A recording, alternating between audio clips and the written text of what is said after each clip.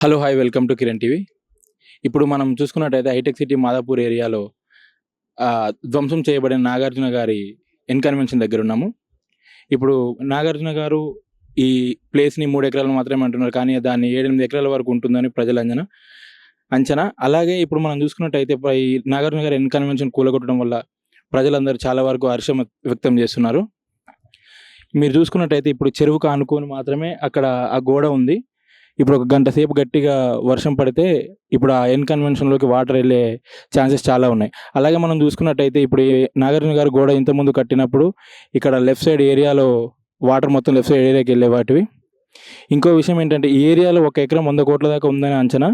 అలాంటిది నాగార్జున గారు ఇన్ని ఎకరాలు కబ్జా చేయడం అనేది చాలా బాధాకరం.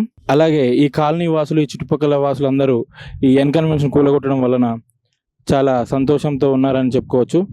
నాగార్జున గారు ఇది కూలగొట్టడం స్టార్ట్ చేసినప్పుడు నాగార్జున గారు హైకోర్టుకి పిటిషన్ పెట్టుకోవడం జరిగింది. అప్పటిలోగే ఇది మొత్తం శిథిలావస్థకు రావడం జరిగింది.